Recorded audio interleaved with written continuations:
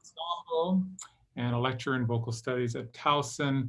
And she will be presenting on the composer that was privileged foregrounded in the previous talk. And the title of her paper is La fin du siècle savant, whose time has finally come, exploring Ella von Schultz Adaïewsky's Griechische, how is that pronounced? And voyage, Résia. So please, Courtney. There we go. Can you all see my screen? Yep. Fantastic. Yes, I always figure if I can get through the title of the paper, then I'm golden for the rest of it, right? When the St. Petersburg Conservatory opened in 1862, Anton Rubinstein ushered in a new era of musical education and professionalism in Russia. Documentation has shown, of course, there were more women than men studying at the conservatory during some times, while some of these women were attending merely in order to meet the cultural expectations of eligible bachelors. Many of the female pupils were legitimately interested in professional music development. There were, however, of course, limited options for the woman who wished to focus on her craft instead of family or teaching. Composer and pianist Ella Adaïewsky, 1846 to 1926, rejected both of these paths and shaped a highly unorthodox musical life for herself that deserves attention.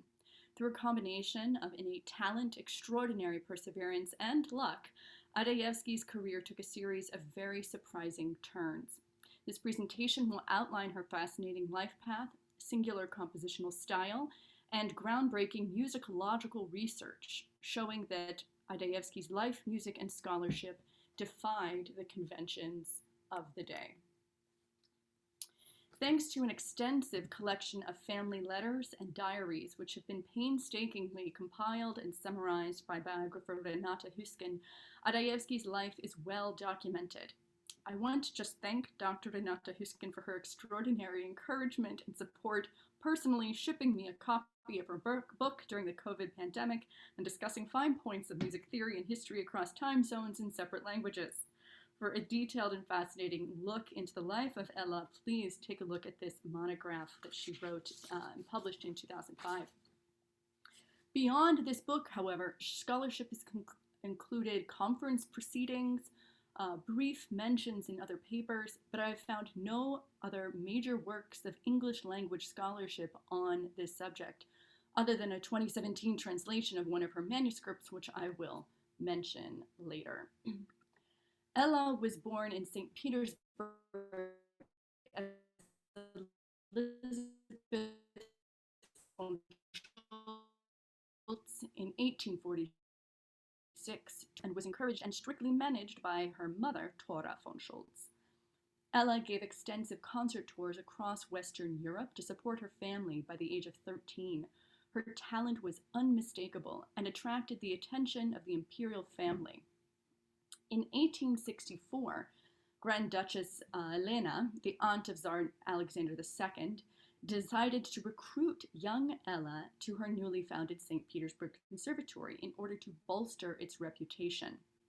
When her mother balked at the anticipated loss of income due to the cessation of her daughter's concertizing, the imperial family offered Ella not only a very large secret scholarship of 250 rubles a month for 5 years, but also the promise of a position for her unemployed father at the censorship authority.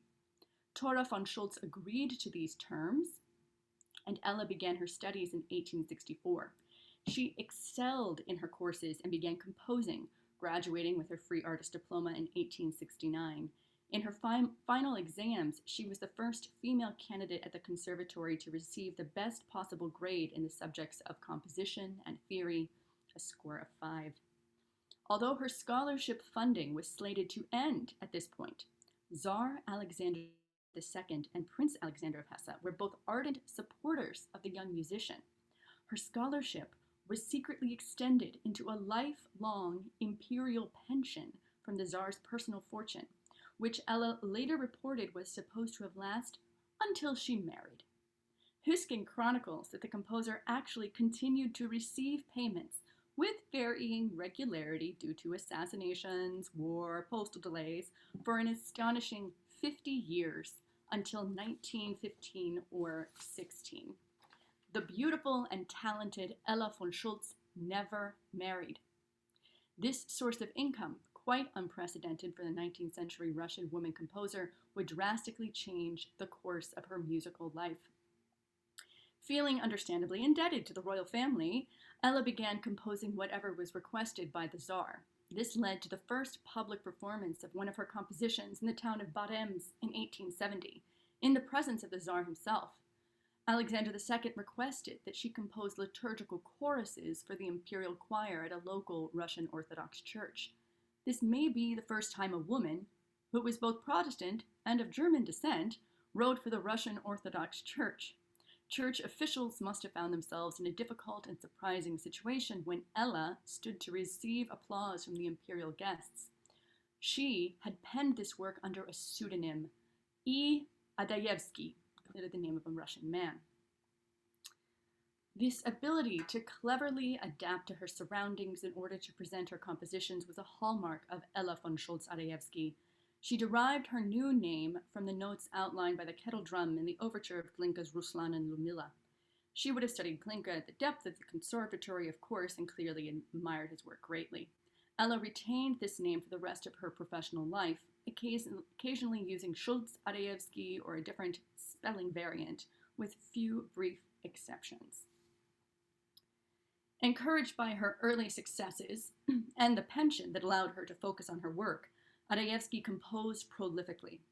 At 27, she completed her first opera, Nieprigozhaya, also called The Boyar's Daughter, or Die Tochter des Boyaren, a one-act comic opera in 13 scenes, which she later described as a Singspiel. In 1877, she wrote Zaria Svobody, or Die Morgenröte der Freiheit, The Dawn of Freedom.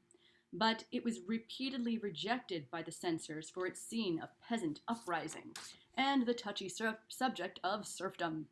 Ella's sister Lydia pointed out that even though they were born in St. Petersburg and thought of themselves as fully Russian, many in the city still thought of Ella as a German woman daring to write a Russian folk opera. Despite her tireless efforts, neither The Boyar's Daughter nor The Dawn of Freedom were ever produced on stage. Intrigues, financial hardships, family emergencies, and political censorship prevented the performances, but sometimes only at the last minute, when casting and costume rehearsals had already taken place. This occurs not only at the Mariinsky Theater, but also in Paris, the Opera Comique, Vienna, the Komische Oper, and in Budapest. Despite the promotion and collaboration of good friends like Liszt and Gounod, Adaïewsky was disheartened but remained unwilling to compromise her values. She wrote in a letter to her brother Robert in 1910 about her goals for her beloved Dawn of Freedom.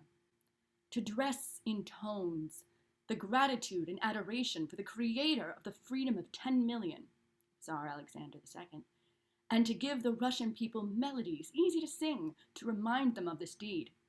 But if the censor tries to cancel the hymn of freedom sung by the uprising serfs, and only allows the performance if I relocate the action to another country, then it is my duty to myself to forgo it, and also not to cause embarrassment to the Tsar as the dedicatee.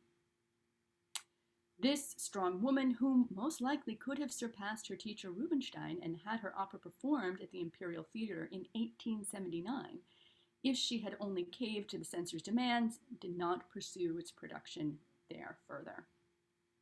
Instead, the ever-adapted Ella Adaïewsky turned her considerable talents to smaller-scale composition, piano performance, and extensive musical writing, and musicological research, refusing to give up her artistic life or to accept multiple marriage proposals. After her mother and brother-in-law were both separately confined to asylums where they eventually died, both she and her sister Pauline relocated to Venice to start new lives. Adaïewsky contributed greatly to the musical life of the city, writing for the Rivista Musicale Italiana, establishing a quartet society, and numerous concert series. In 1911, she befriended Baroness Franziska von Löwe and her daughter Margarete at a Venetian salon, and eventually lived with them outside of Bonn until her death in 1926 at the age of 80. Even though this is a quite brief biography, This outline shows Adaïewsky's willingness and ability to adapt to her surroundings, the unprecedented freedom her imperial pension afforded her, and determined pursuit of her craft. The next section of this presentation will discuss two of her most important significant musical products, her 1880 Griechische Sonate for piano and clarinet, or violin, and her 1884 ethnomusicological study entitled Un voyage à Résia, or A Journey to Résia. In 1880, the 33-year-old Ella Adaïewsky was living in Paris. Highly regarded in the Parisian musical scene, she visited the libraries of the Bibliothèque Nationale and the Paris Conservatory for about a year, researching ancient Greek music. Her interest in the Greek-Slavic connection may certainly have been stoked by Stasov and Adaïewsky's erroneous speculations on the subject, but Adaïewsky sought to encapsulate this connection between musical worlds through composition. This vision, driven by her curiosity and talent, was realized in the Griechische Sonate for piano and clarinet. The sonata is striking for several reasons, including its use of Greek and Slavic influenced rhythmic structures, what she perceived to be Greek modes, and quarter tones in 1880, years before these approaches became mainstream. The sonata is composed in two parts, the proemion, which is like an introduction, and the partie métabolique. They are performed without break, and the work is approximately 18 minutes in duration. The sonata was published without measure numbers, and its frequent meter changes are notable and challenging. Adaïewsky's use of dotted lines to bisect metrically shifting measures gives the beginning of the composition here an improvisatory feel. Huskin provides a deep analysis of the entire work in her monograph. She calls attention to Adaïewsky's beginning measures, saying, "These measures are modeled on the function of the zapino, the lead singer common to the Slavic tradition. In the Greek sonata, the composer transfers this principle from vocal music to instrumental music." This level of metrical complexity, housed within an homage to Greek and Slavic sonorities, extends throughout the work and is quite notable for a work written in 1880. Perhaps more interesting, however, was Adaïewsky's employment of the Greek modes in her sonata. She was fascinated by the possible uses of tetrachords, and in the beginning of the second section, we can see how she uses these modal tetrachords to build to a musical climax. Huskin, here in her book, has provided a helpful key to identify some of these modes. Of course, although we now know these modes were not actually of ancient Greek origin, this compositional exploration provided a fruitful new source of inspiration for Adaïewsky and many composers after her. The last example of the prescient nature of Adaïewsky's composition is her use of quarter tones in the Griechische Sonate. Although the moments of, along with moments of tonal flexibility in modal lines of the clarinet, in two instances we have direct evidence of her use of quarter tones in the flebile indications here on the top of this first system. This occurs on page 8 and 23 of the score. Malcolm Brown and Renata Huskin both identify this use of quarter tones as a defining feature of the sonata.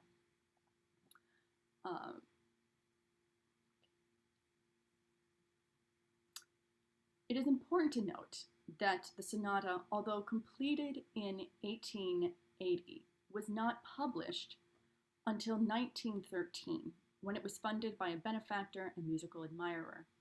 None of these elements were acknowledged for their innovation at the time it was written. A performance of the sonata was to have been organized in Paris in 1880, right after it was written, but Adaïewsky had to rush to leave the city to help her younger sister Pauline, whose husband had fallen suddenly ill. In a January 1898 diary entry, she wrote, "The opportunity never came back. My fantasy," the sonata was also called Greek fantasy, "is still in my desk, and now Greek music is already out of date. At that time, nobody had used it yet in practice." Adaïewsky's originality was not credited at the time, but today this work is slowly gaining new attention and enjoying some performances around the globe. The recognition of Adaïewsky's talent should not be confined to her composition, however. In the last 15 years, she has burst onto the Italian musicological scene for a different reason entirely. While her composition and journalistic work had been widely praised in Tarcento, Italy at a 2006 conference, in 2008, one of her original musicological manuscripts was discovered by one of her descendants. This 1884 study, A Voyage à Résia, was the product of Adaïewsky's visit to a secluded Slavic village called Résia in the mountains of northern Italy in the winter of 1883. Having relocated to Venice, her curiosity was piqued when she heard there were Russians living a short journey away. She trekked to this secluded village and studied the culture of its inhabitants, focusing her work on their dance and folk song. In her extensive report, she writes that while she is disappointed that the villagers don't turn out to actually speak Russian, but rather their own distinctive Slovene dialect, she feels rewarded by the discovery that their music is absolutely unique as well. All Résian music seems to be built on a 5-note dance rhythm. In an extraordinarily detailed and empirical fashion, Adaïewsky goes on to describe her encounter with the Résians in their music in an almost 200-page manuscript. Using her stellar musicianship skills honed at the St. Petersburg Conservatory years earlier, she transcribes the dances and songs that the villagers graciously perform for her. Initially, she's puzzled as the music appears to utilize no downbeats or familiar meters, but through methodical analysis of the rhythmic structure, tonal emphasis, and performance practice, she tests her hypotheses and details numerous harmonic features in organized lists and tables. Adaïewsky distills all Résian song to a central, rhythmically driven phrase as she transcribes it in this image here. The scholarly reception of this work of early ethnomusicology has been ecstatic. Musicologist Febo Guizzo writes, Adaïewsky shows her mastery of a method that can be seen not only as legitimate, but above all, mature, advanced, and unrivaled for its epistemological quality at the time.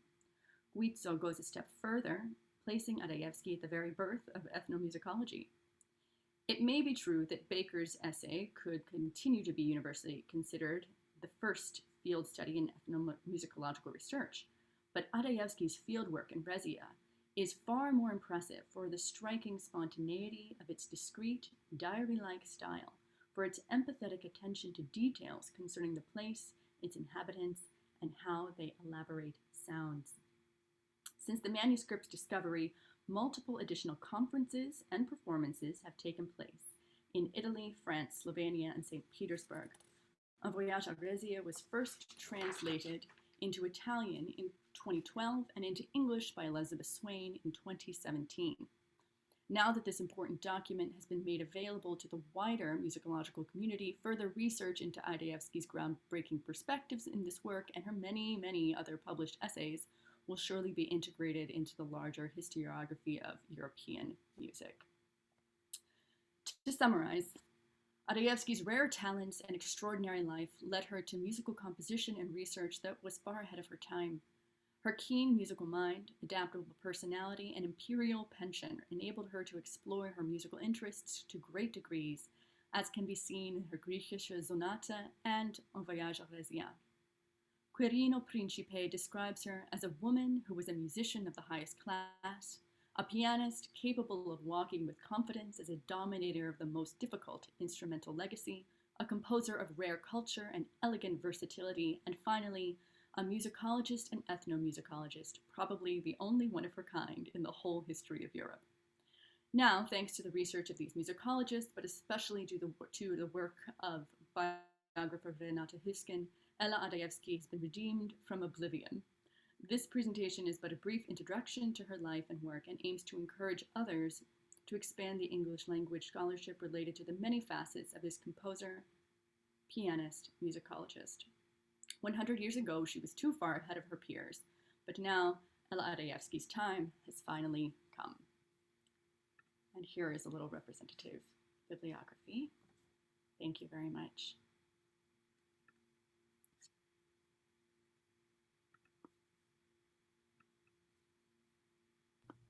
Thank you. It was, it's just stunning to hear this amount of detail about this composer, and I do hope you continue this work and turn it into a book. Yeah, I mean, clearly, as you were presenting the material and you're talking about her use, well, composition for the church and the quarter tone, one just desired to hear these scores. Any questions for Courtney? Anne? Thank you very much. Really a fascinating presentation and absolutely a fascinating topic. I have a question about the quarter tones because this is so exciting. Do you play the clarinet? No. Okay, because I was thinking when I played this through the work and listened, well, the recording is without any quarter tones. I was wondering how it is notated in the manuscript, because I was thinking maybe in this edition I have, it's like made for, quarter tones are taken out. But if I remember right, it's this Flebile bar, right? Yes. So I would argue that it cannot be for the clarinet quarter tones there. Maybe what is your opinion? Because this is like, I was just quickly testing this Remol, D flat and C. Right. Is about the worst place on the whole clarinet, where like we can make quarter tones, but on this one, even like a glissando is very hard because it's like on the, everything is closed, you must know that. So it's maybe meant for the violin though. Absolutely. So this was my huge question as well, because I said the same thing. I go, well, I'm not really seeing it. So then I start reaching out to Renata Husken and I'm going through all of the literature on this. I'm like, help me explain where you see this. And this is, you know, if you look up this piece, people are discussing this. They're saying, I don't see any quarter tones. Mm-hmm. Saying, no, they're there. And I agree with you. This is a very odd thing and way to ask the clarinet to do that at that point. But I love that you're here to offer your expertise on this and even demonstrate for us, which is amazing. Yes, and even if it was an octave lower, we could fix something. But here, it's actually impossible. Absolutely. And so that's why I came to the similar conclusion that she probably didn't know the clarinet very well, and B, that she intended or heard this in her mind for the violin. I also have been looking, I was hoping to go to Marburg, obviously this summer, which did not happen, to review her manuscripts in more detail. And so I'll do that next summer, because I have this same exact question. Does she have any other indications? What do we have that could tell us more about this in her letters, in her diary? Because I also question this, although Husken seems very convinced that this is what is happening in that measure. Thank you so much for bringing it up. Thank you. And then the other question, which I actually posed in my presentation, because I know so little about this composer and the work, did she meet some clarinet players, or did she have contact to, I mean, in Paris it's much more probable already than in St. Petersburg at that time, but still, well, that would change a lot, because I guess any clarinet player at that time would say, we don't, that's not. Right. The only indication that I've seen is that there was a performance scheduled in 1880 with a clarinetist. So and she had to leave at the last moment, like just a few days before, and she had to leave for this family emergency. So I must imagine that she would have had some contact with this performer, whomever it was. And I'm also wondering who that might have been and what they could have told her exactly. But I have to imagine that if it was just a few days out and she had to flee, run away, that she would have had some communication with whomever this was. And yes, it did take place, or was to have taken place, in Paris. Tell me when you find out. Yes. Thank you. Okay. Anything else? David? Hi, Hi, thank you so much for this paper. It's a totally fascinating topic and individual you're researching. I was wondering if you have a sense of what version of Greece this Greek sonata is supposed to represent. Because when you're discussing the Greek modes and her sort of antiquarian interest, looking at the Bien, at different ancient Greek sources and stuff like that, that strikes me as sort of the classical idea of Greece that was quite popular earlier in the 19th century and often used to supplanted the actual Greeks living in Greece. But then hearing about the possibility of quarter tones, as well as her ethnographic research in this Slavic enclave in northern Italy, I'm wondering if she was interested in actual Greeks living in Greece. The quarter tones, I think many Russians probably would have dismissed a lot of these sort of folk inflections as sort of Turkic or Turkish or Asiatic influences. Do you have a sense of what her sort of picture of Greece was? This was a big question for me as well, most notably because my Russian history music professor challenged me on this very thing. She's like, "What do you mean?" I'm like, "Okay." And so I've been looking into this. Now, the interesting thing is, obviously, as I mentioned, she would have had these ideas of, the Greek modes from Stasov and Adaïewsky and such, which were obviously erroneous and not quite actually Greek. But what gives me pause and makes me think that she would have delved deeper is that she spent this time researching so intensely. And in her manuscript, this is the English translation of it, The Journey to Résia. It's a fantastic text because they not only, it's not just a translation for final thing, they have the parts where she crossed things out and made notes. And what is fascinating is she's repeatedly referencing Aristoxian, Aristonoxian, you know what I mean, theories and Greek rhythm and different ways of categorizing these rhythms with absolutely Greek terms. And so that really gave me pause because, she goes into much more than I could even imagine, and she's writing in Greek in some of these times. So she did read Greek and studied it, which makes me think she may have had a much better handle on this than folks are giving her credit for. For example, she eventually decides that this Résian melody is reflective of the Greek peon epibatos rhythmic division. And she mentions that by name. And then she goes on to discuss, 3 or 4 other Greek possibilities it could be. So clearly she was versed in this, and that really makes me think of her Greek sonata in a very different way, for sure. It's really fascinating. Thank you.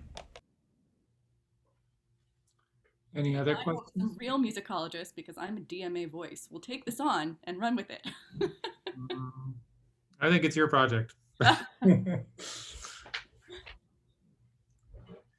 Any other questions?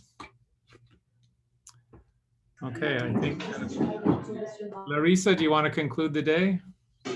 Yes, and I want to thank you, Simon, for running such a marathon and being such a sport today. So I really appreciate your I want to thank you, stepping in. Larissa, for organizing this whole event in a hybrid context, because it's not easy, and the layout, the technology, everything was as flawless as can be. So thank you very much.